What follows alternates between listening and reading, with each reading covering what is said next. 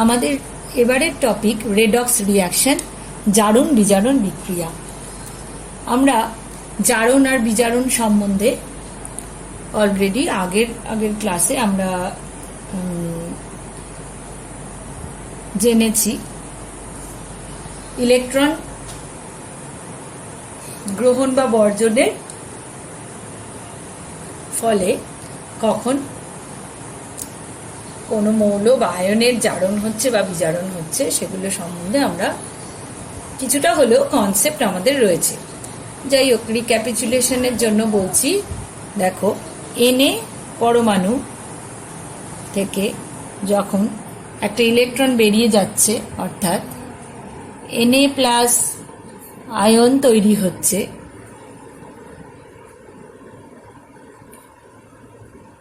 Cl minus ion থেকে electron বেরিয়ে গেলে Cl2 অণু উৎপন্ন হচ্ছে।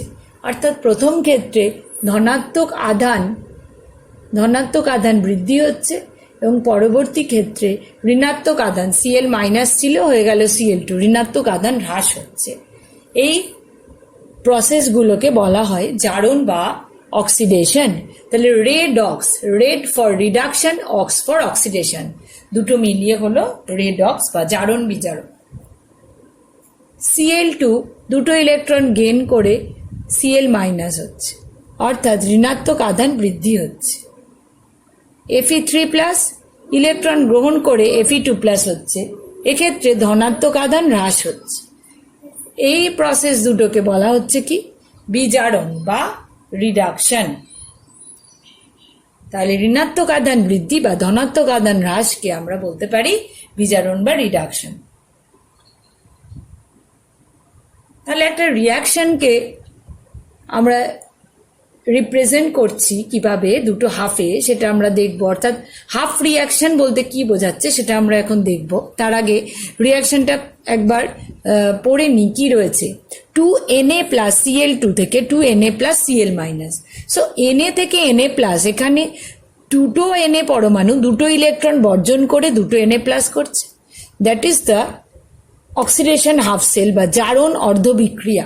নেক্সট, Cl2 ক্লোরিন অণু দুটো ইলেকট্রন গ্রহণ করে Cl মাইনাস করছে, 2Cl মাইনাস। দুটো ইলেকট্রন গ্রহণ, অর্থাৎ ইলেকট্রন গ্রহণ বা অ্যাকসেপ্ট করছে, এই প্রসেস হচ্ছে বিজারণ অর্ধ বিক্রিয়া। তাহলে আমরা যদি এদের লিখতে পারি, লিখব কিভাবে?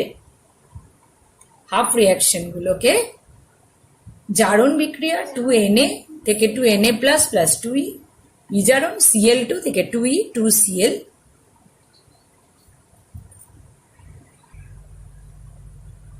Cl2 থেকে 2E 2Cl মাইনাস। তাহলে জারণ বিক্রিয়া আর অর্ধ বিজারণ বিক্রিয়া এইভাবে ভাগ করা হলো। তাহলে কোনো জারণ বিজারণ বিক্রিয়া হলো একটা জারণ বিক্রিয়া আর একটা বিজারণ বিক্রিয়ার সমষ্টি। তাই এদের প্রত্যেকটাকে কি বলা হয়? Half reaction.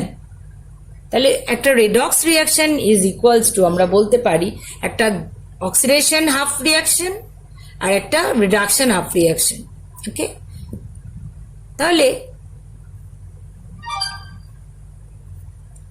এখান থেকে আমি একটা কাজ দিচ্ছি তোমাদের। রাইট হাফ রিয়াকশন কিসের? না, AlS plus 3Ag plus aqueous, Al3 plus aqueous plus 3AgS। ভালো করে দেখে খাতায় লেখো, দিয়ে এর হাফ রিয়াকশন গুলো লিখতে চেষ্টা করো। AlS plus 3Ag plus aqueous arrow Al3 plus aqueous plus 3AgS। এবার আমরা এখান থেকে জারক আর বিজারক তার সেন্সটা একবার মনে করে নেব। 2Na থেকে Na প্লাস জারণ হচ্ছে, অর্থাৎ জারিত কে হচ্ছে? Na। যে জারিত হয় তাকে বলা হবে বিজারক বা রিডাক্ট্যান্ট, আর যে বিজারিত হয় অর্থাৎ এখানে Cl2 তাকে বলা হয় জারক বা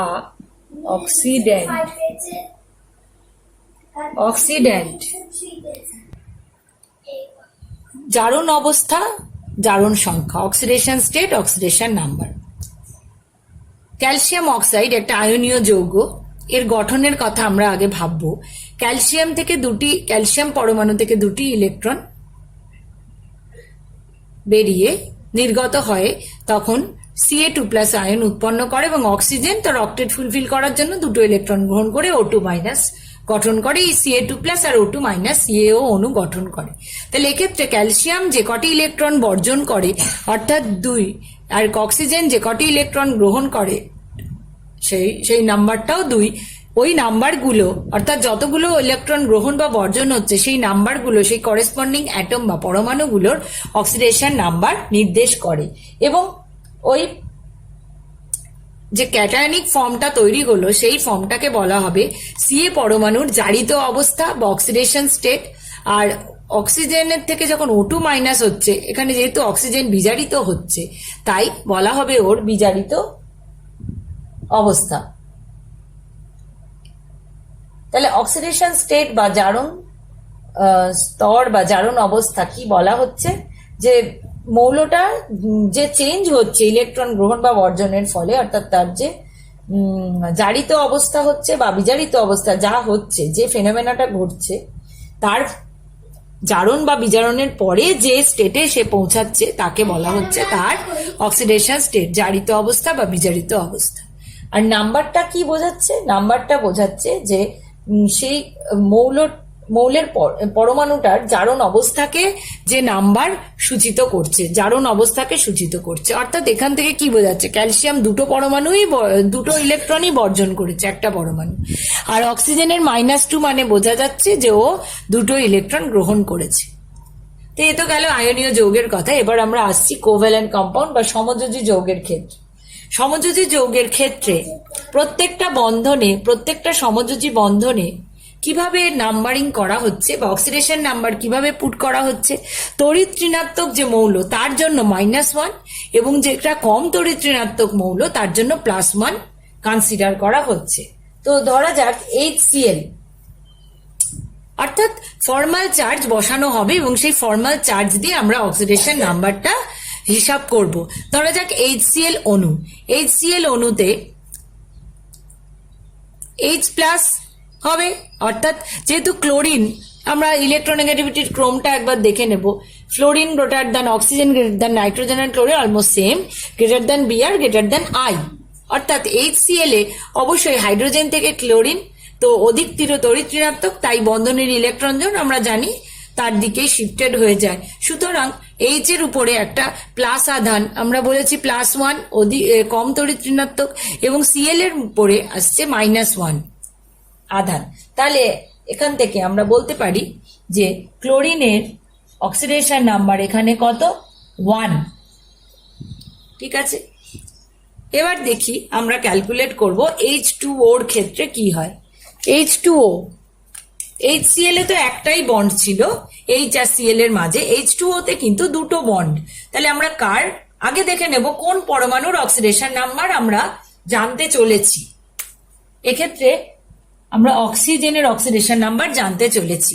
তাহলে এই যে OH যে বন্ধন, এই বন্ধনে আগের মতোই হাইড্রোজেনের জন্য +1, অক্সিজেন যেহেতু বেশি তড়িৎ ঋণাত্মক তাই ওর জন্য -1। আবার এই OH বন্ধনের থেকে হাইড্রোজেনের জন্য +1, অক্সিজেনের জন্য -1। তাহলে অক্সিজেনের উপরে টোটাল আধান কত হলো?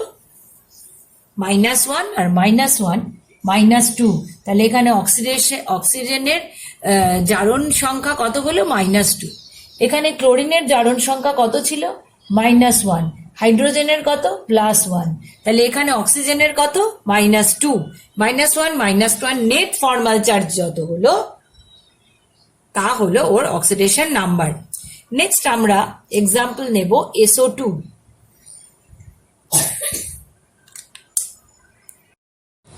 SO2 তে সেন্ট্রাল অ্যাটম সালফার, দুদিকে ডাবল বন্ড হয়ে দুটো অক্সিজেন। আমরা এর আগে এনাফ কেমিক্যাল বন্ডিং পড়েছি, এখন আমরা এই স্ট্রাকচারগুলো আশা করি ড্র করতে পারবো, লিখতে পারবো। তো SO2 ইজি স্ট্রাকচারগুলো আমরা ড্র করতে পারবো, বেশি কঠিন স্ট্রাকচার পারবো না। SO2 কিন্তু আমরা ইজিলি ড্র করতে পারবো। তো SO2 তে দেখো প্রত্যেকটা বন্ড আমরা দেখছি এস ডাবল বন্ড ও, তাহলে এখানে এস ও এর মধ্যে কটা বন্ড আছে?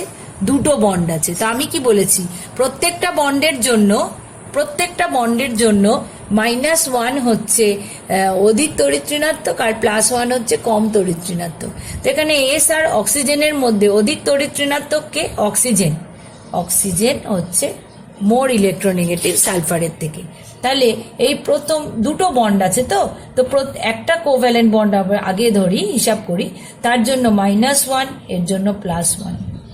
এই কোভ্যালেন্ট বন্ডটা এস ও এর মধ্যে দুটো বন্ড, প্রথম বন্ডের জন্য -1 +1, সেকেন্ড বন্ডের জন্য -1 +1।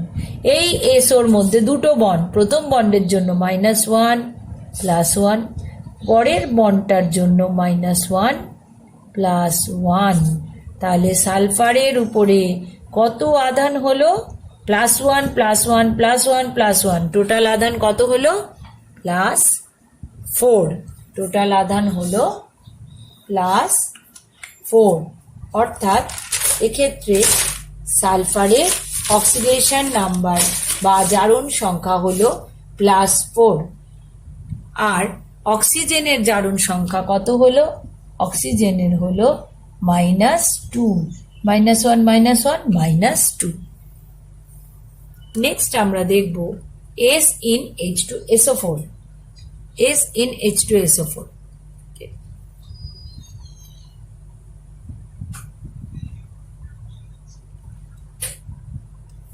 আবার প্রত্যেকটা বন্ডকে আলাদা আলাদা করে আমরা দেখব।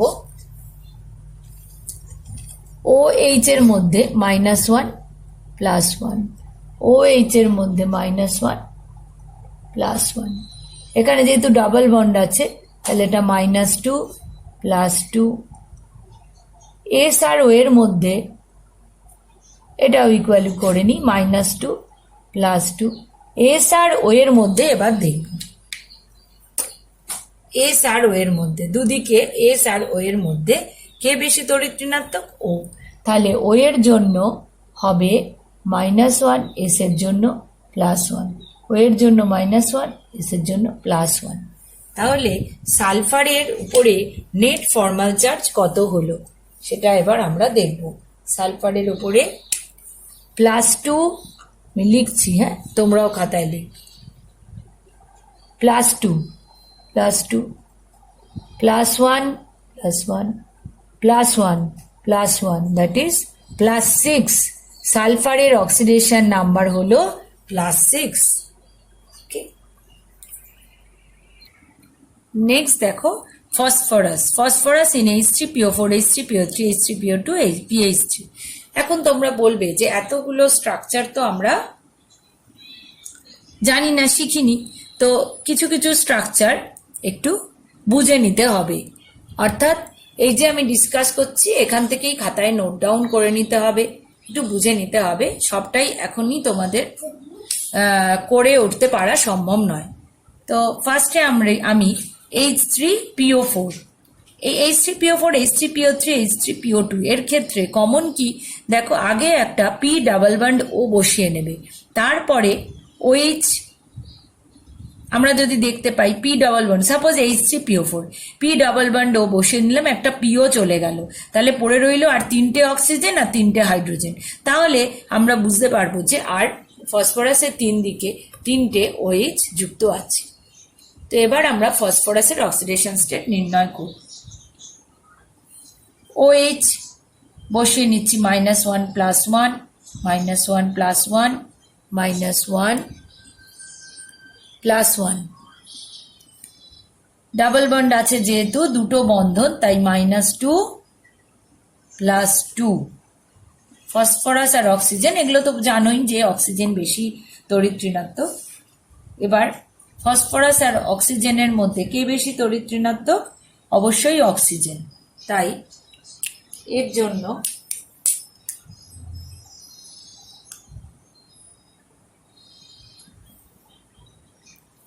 তিনটে অক্সিজেন আছে, তাহলে প্রত্যেক ক্ষেত্রে এই প্রত্যেকটা এবার আমরা পিও বন্ধনগুলো দেখব। তো প্রত্যেকটা পিও বন্ধনে যেহেতু অক্সিজেন বেশি তড়িৎ ঋণাত্মক, এর -1 এর +1 হবে। তাহলে তিনটে পিও বন্ধনের জন্য কি হবে? ফসফরাসের উপর +3 হবে। তাহলে আগে কত ছিল +2, এখন এলো +3, টোটাল হলো +5। নেক্সট H3PO3, H3PO3 -2 +2, PH বন্ধনের মধ্যে হাইড্রোজেন P এর থেকে কম তড়িৎ ঋণাত্মক, তার মানে ফসফরাস বেশি তড়িৎ ঋণাত্মক। তাহলে এই PH বন্ধনে কিভাবে আদান বসবে? -1 +1 বসাচ্ছি আমি, -1 +1, এইটা কিন্তু ইন্টারেস্টিং ব্যাপার। PO বন্ধনগুলো আমরা জানি, PO বন্ধনগুলোর জন্য কি হবে? প্রত্যেকটা বন্ধনের জন্য +1, অর্থাৎ এই পিওর জন্য এখানে +1, এই পিওর জন্য এখানে +1। তাহলে ফসফরাসের মাথায় টোটাল +2 +1 +1 আর একটা -1, +2 +1 +1 -1, তাহলে 2 + 3, 2 + 1 3 + 4 -1 +3, oxidation number +3। Next H3PO2 -2 +2, PH বন্ডে কি হচ্ছে আগেই দেখলাম, এর জন্য হবে এখানে -1, এর জন্য +1, -1 +1। OH এর জন্য কি হবে? +1 -1, তাহলে ফসফরাসের উপর কত হচ্ছে? +2 +2 +1 +1 -1 -1 -1, অর্থাৎ +1। তাহলে আমরা কি কি অক্সিডেশন নাম্বার পেলাম? অলরেডি +5 +3 +1 ফসফরাসে। নেক্সট দেখব PH3, প্রত্যেকটা PH বন্ড, তাহলে হাইড্রোজেনগুলো কি হবে? +1 +1 +1, প্রত্যেকটা হাইড্রোজেনের জন্য এখানে সব মিলিয়ে হবে -3, তাহলে ফসফরাসের অক্সিডেশন নাম্বার হবে -3। তাহলে +5 +3 +1 -3, এতগুলো অক্সিডেশন স্টেটে আমরা ফসফরাসকে এখানে দেখতে পেলাম।